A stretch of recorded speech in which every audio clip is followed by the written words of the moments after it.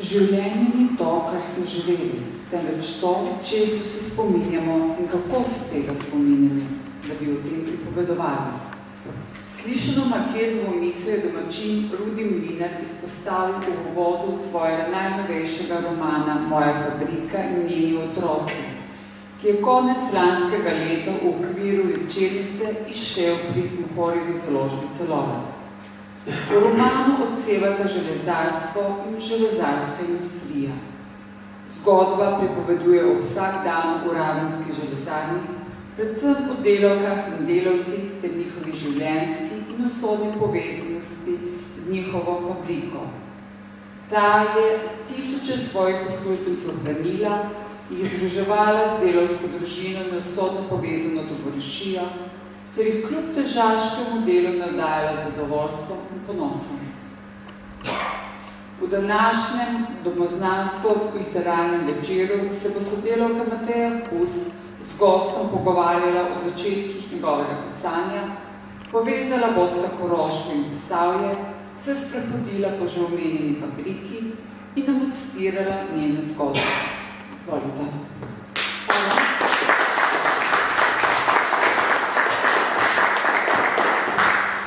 Pozdrav namenjam vsem zbranim, posebej še našemu osrednjemu gostu večera, Rudiju Mlinarju. Dobrodošli. Uvodoma je bilo napovedano, da bova spregovorila o začetkih pisanja, zato naj se navežem na Rudijev zapis, ko pravi tako, citiram.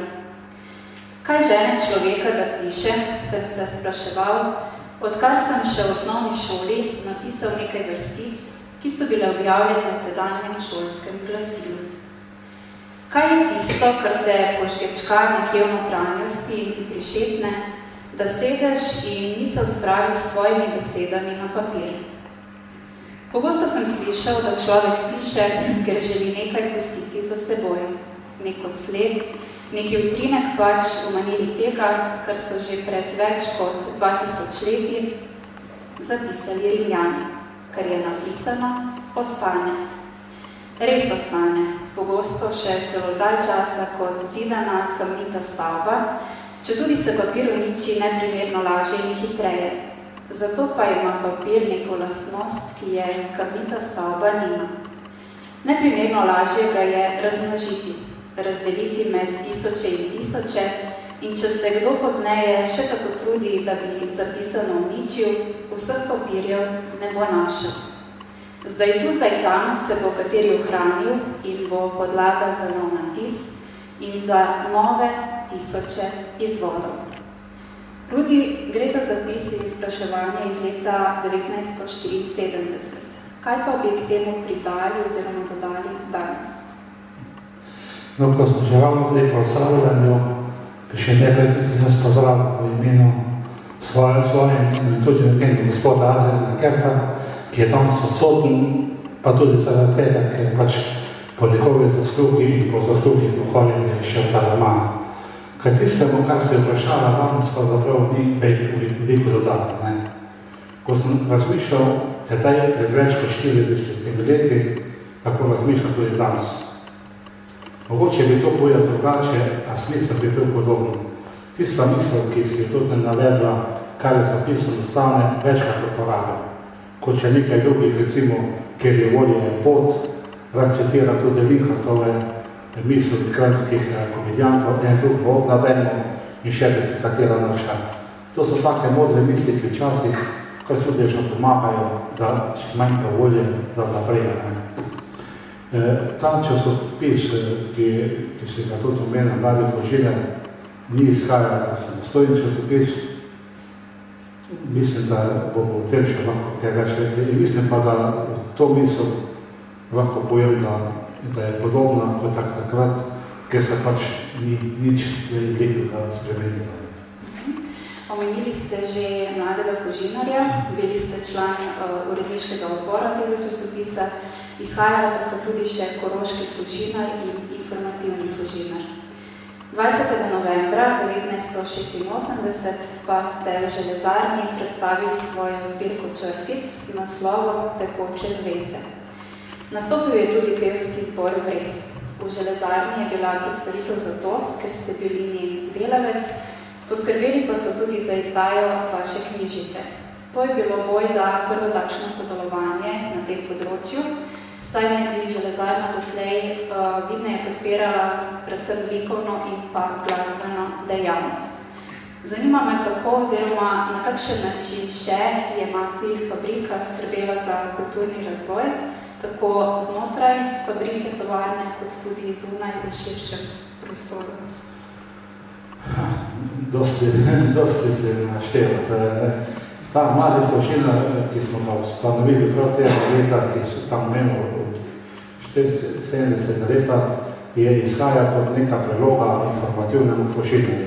Ta informativni Fužinar je v najboljših letih izhajal dvakrat mesečno, se pravi vsake 14 dni, ko je pa malo denarja zmanjkal, pa potem je pa izhajal vsak mesec. Medtem ko je Koroški Fužinar, ki je bila precej obširna, bil precej prešelnica časopis, ta je izhajal 4-krat na leto. V njem pa so se tudi pojavljali razni članki literature, veliko je bilo teh spominskih zapisov iz NOB-ja, pa še iz dnevu, ko je železarna nastajala, pa prej. In v tem časopisu so začeli izhajati tudi moje prve prispevke literarne. In glede na to, kako si pisal, pa glede na to, kako sem se poznal z pisateljem Marjanom Kolarjem, ki je bil takrat urednik informativnega Fužinarja, pa z lektorico in novinarko Mojco Potočnik, so se odločili, da bo tudi na kulturne področje, se pravi na polje pevskega, ki je bilo že tako zelo močno razvito, potem ta vem, da si pevski zbor Vles, potem je bil tu še Fužinar, pa še tudi pevski zbor, v katerem so peli Ravnske železarji, tudi so se sklenili, da bodo na literarnem področju nekaj naredili in ko so videli, da se nas je pojavilo nekaj takih, ki pišemo, so sklenili, da bo železarna občasno izdala tem pisem ta knjižica. To je bila taka mala knjižica, ki je takrat išla 680 leta kot prva v ciklusu, potem jih je bilo še 6 za manj. Vprašala se, kako je fabrika še skrbela za kulturni razvoj v regiji. Rečem lahko, da je fabrika zelo veliko podarka dala, predvsem veliko je tudi predvsem v športnem, potem so pa začeli tudi, ker je bilo veliko teh ljudi v železarnih, ki so bili pevovodje, so bili kapelniki železarske orkestra, potem je pa vse, kar se je v kraju, v dolini delalo, posod se vsak je prišel v fabriku in prosil, fabriku vsak je predstavil svoj lonček in veliko je bilo ljudi, veliko krat, skoraj vedno so jih to ustregli. In lahko poveva, da je tudi prva bralna značka povezana s Koroško, torej to je bila Prežihova bralna značka. Po češkem zgledu sta jo osnovala ravnatelj osnovne šole na Prevaljah, pisatelj Leopold Suhodolčan in pa profesor slovenščine na tej šoli gospod Stanko Kotnik. Prvo tekmovanje za bralno značko so razglasili na področju 4 koroških občin in to je bilo jeseni leta 1960. Prve Prežihove bralne značke pa so bile na to podeljene prihodnje leto, torej v letu 1961 v Kotljah na Koroškem. Kakšni pa so vaši spomini na to bralno značko, Prežihovo bralno značko? 61 leta sem bil v osnovni šoli in takrat se spomnim, da je bilo samo 9 tistih prvih, ki so dobili to značko. Potem naslednjo leto so pa že tudi sami bil pritisnjeni in imam nekako se zdi, če se ne zmotil, številko 19. Sem dobil to Prežihovo bralno značko. Spomnim se, da je takrat prišel na Prevalje Bevk, bil je eden izmed srednjih gostov, takrat na tisti znački.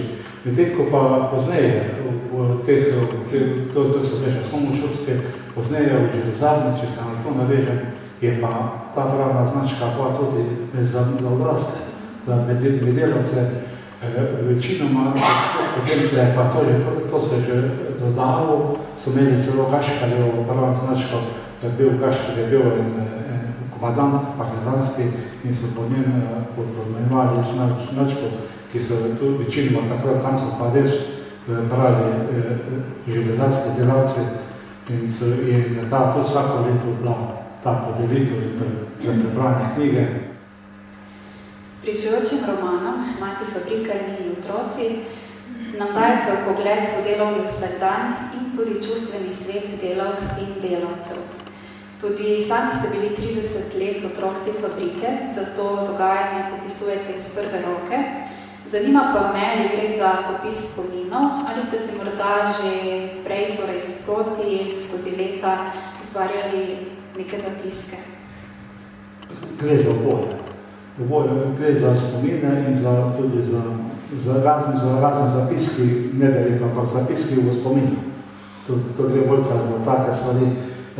Tam, kjer sem v romanu poseval tiste doživetje, ki so jih doživeli moji prijatelji, moji sodelavci, pa se z njimi pogovarjal, pa sem naredil potem nekaj zapiske iz tega, potem pa dodal.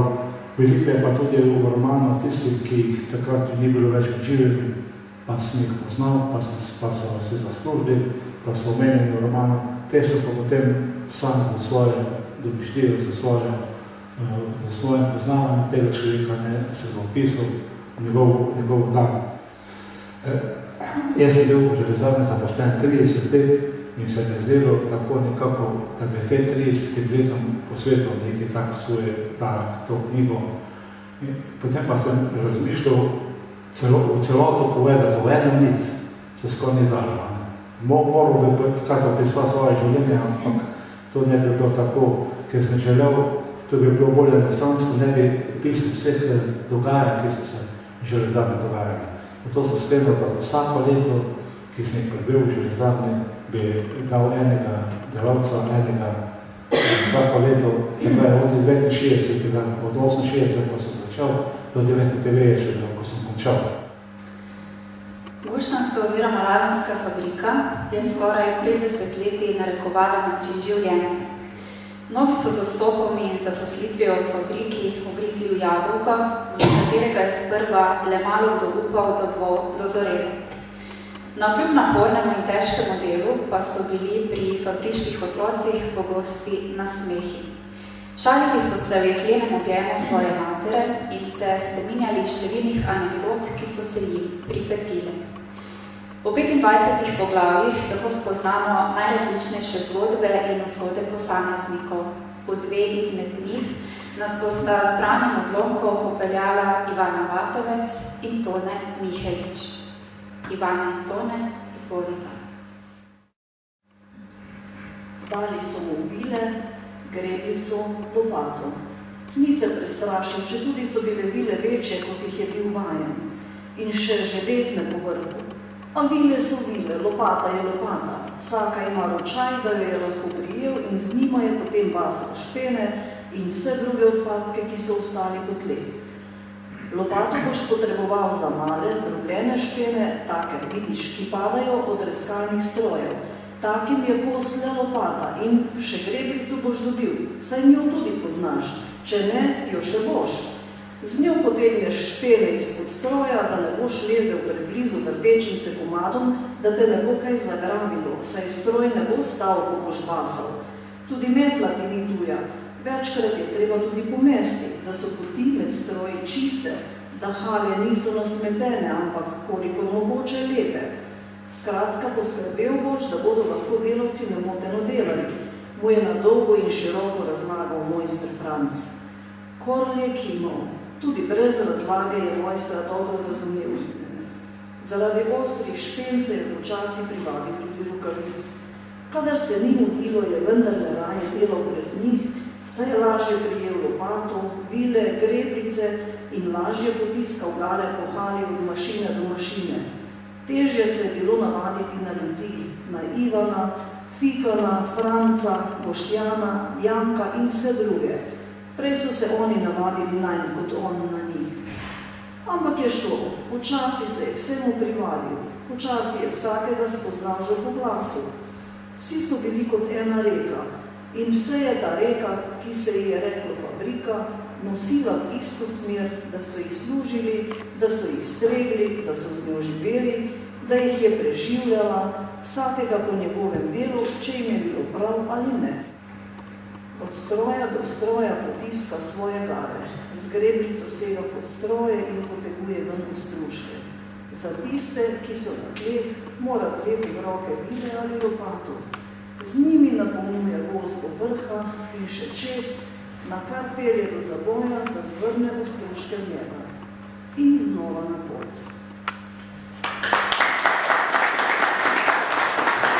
Pot se vzpne v klanec, cesta se zoži, kot da jih opozarja, naj si vendarle premislijo in se vrnejo v naroče doline, ki tiha in spokojno leži ob mrmrajoči reki daleč pod njimi. Avto skoraj zakuha, ko le prerinejo na dvorišče. Vse je lepo, travniki, gozdovi, nebo, ki je tako blizu, jasno in modro, kot da bi bilo nad njimi morje.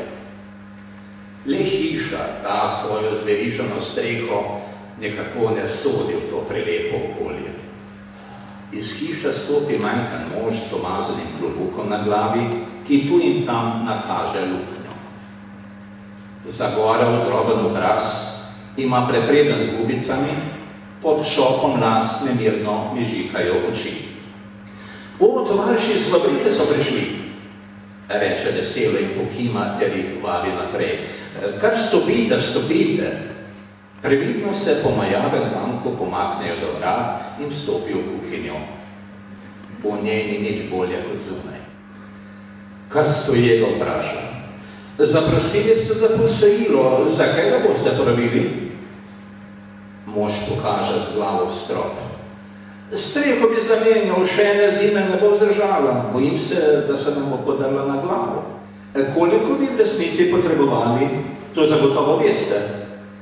Se vrne k možu, za katerega ve, da dela v topilnici, čeprav kome verjame, da tak, kot ga vidijo pred seboj, zdrži 8 ur v tisti vročini. Enkrat toliko še, potem piše ta gank, lahko naredil se tudi že podira. Pojasni mož in namihne z glavo skozi vrata. Spogledajo se.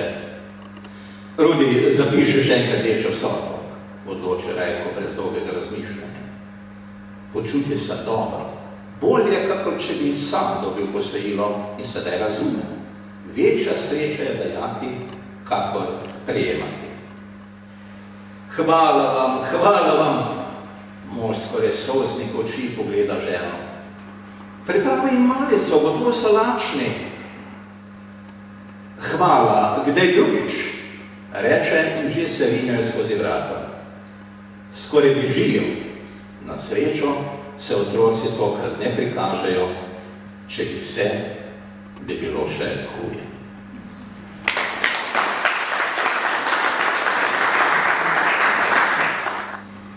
Poleg osebnih zgodb, ki so se, prej ste že omenili, pisali v letih 1969 in 1999, v romanu navajate posamezne zgodovinske dogodke v povezavi s fabriko.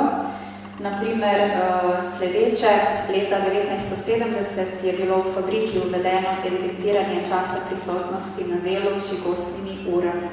Leta 1975 je sledila uvedba nove zračne pošte. 29.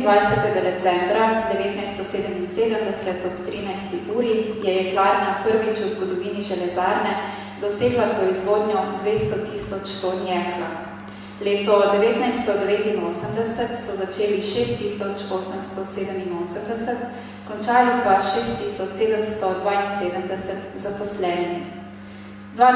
junija 1991 spontano stavka 200 do 400 delavcev. 2 dni kasneje jih stavka že 5.000. Vse te faktografske zgodovinske podatke pa zaključi vaša osebna zgodba. V 25. poglavju, ko se pogovarjate z Miho, zapišete tako. Tudi jaz bom imel samo 30 let dela v železarni, a če bo vse po sreči, me čaka še vsaj 10 let dela.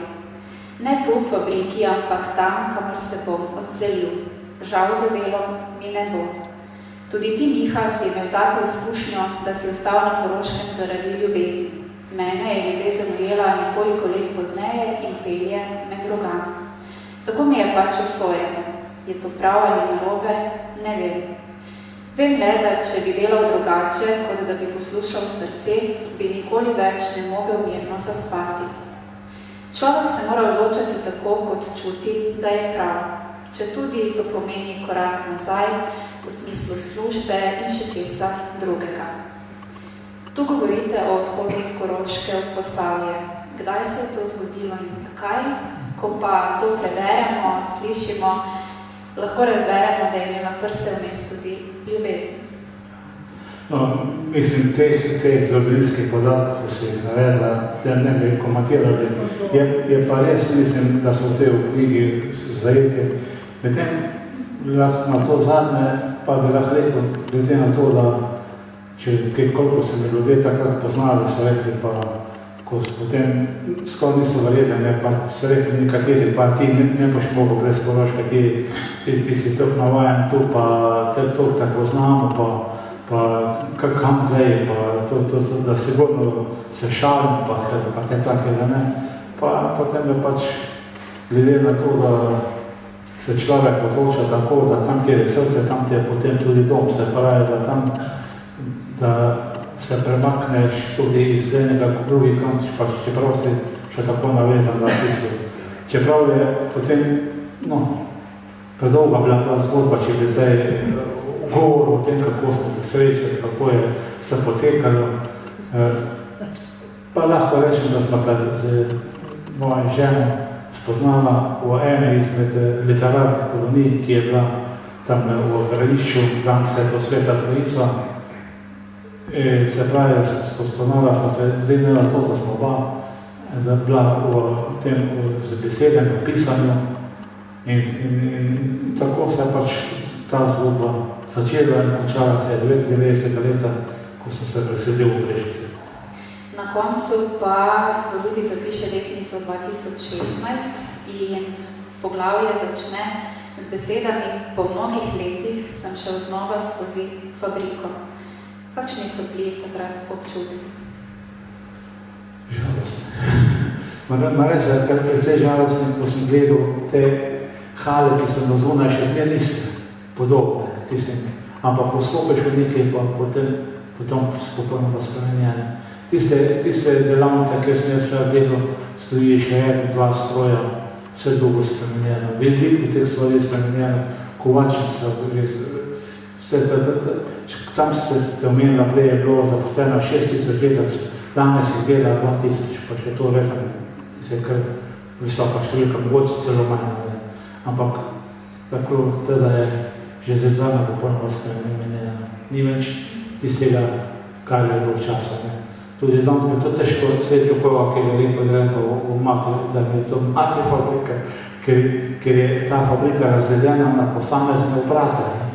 Včasih smo bili že zadnja ena, danes je pa so metalurške obrate pod drugo nje, se pravi pod to drugo firmo, ta slovenska industrija Jekla, medtem ko razne mehanične so zopet nekateri druge firme kupile, tako ni več tiskali. In tudi spomini so potem temu primerne. Še vprašanje za zaključek. Začela sva z vprašanjem o pisanju in tudi zaključila bova, pa me zanima, koliko za vas drži rek, da kdor enkrat začuti v sebi vrenje besed, jim mora slediti. Ja, to sigurno drži, da čeprav včasih, ko se nekatere stvari v nje pišeš, pa veš, pa to zdaj pa ne moreš, ampak potem na mesec pa ne držiš več, pa moraš to predsedstvo pisati. In tako se pač nastaja tudi prej, v prejšnjem obdobju, ne samo zdaj, čeprav je ta moj, kar sem napisal, se vse zgodilo v tem času, kar sem prisotno Brežicah. Prej sem bil pa bolj aktivno na drugem področju, na dramskem, pa smo pisali igre, pa smo igrali, pač te stvari so se dogajale. Zdaj, če na koncu lahko rečemo, kaj se če vprašali, kaj še nastaja? Lahko poveste? Ja, ravno v tej dni sem dobil še tudi v se je šel en roman v tem našem prevajalcu Svetega pisma, Čehov, Antoni Kraski, Luč v teme, mogoče to še ni knjižnice, samo bo pa tudi to bo se dobre knjižnice po ta dva dela, v tem, ko bo za druga eden bolj zanimiv za to naše področje, čeprav to je ta ne veliko, da ni zanimiv, pa bo roman, ki bo šel v jeseni pa bo šel roman o Maksom Pretečniku, teden z Maksom Pretečnikom, pa že sedaj, mislim, ne bi rekel to pohvala, ampak je nekako precej zanimanje za, nekako sem čutil, da tudi vse moje večinoma knjig, ki sem jih napisal, razen ene, so se bolj nanašali na tisto obdobje, ki pokriva Koroško, pa te naše možje, te, ki sem jih biografsko opisal, in tem, ko je pa ta Pretečnikov, pa je en roman, ki bo res pokrival to področje, ki smo se delali. In mislim, da ta mož si zaslužil to, da je pač tudi glede ne samo znam po svojem nemško-slovenskem slovarju, ki je takrat bil eden izmed najboljših, pa tudi sedaj pa še zelo dobro upošteval, ampak je tudi njegovo življenje tako zanimivo, da se, čeprav je veliko raziskav bilo v njem, pa v družinskem življenju je se zelo malo uvedlo v njemu. Sem kar precej težav imel pri tem pisanju, da sem izbrskal to, kar se pač dal potem pisati. Pa v tem, da je drugič upam, da konc leta, ko so pa nekoč tako porbič zadela skupaj vlac. Torej smo v pričakovanju jeseni oziroma zime 2018. Ja. Rudi, hvala za ta današnji literarni sprehod, za klepet in preplet besed. Želim veliko ustvarjalnega navdiha še naprej. Hvala pa seveda tudi vsem vam, da ste nama prisluhnili, da ste se udeležili današnjega dogodka. Kot je že v navadi, sledi naše druženje in tudi priložnost, da našemu gostu Rudiju zastavite še kakšno vprašanje. Na voljo za nakup pa je tudi danes predstavljeni roman Mati Fabrika in njeni otroci. Hvala še enkrat in lep, prijeten večer še naprej.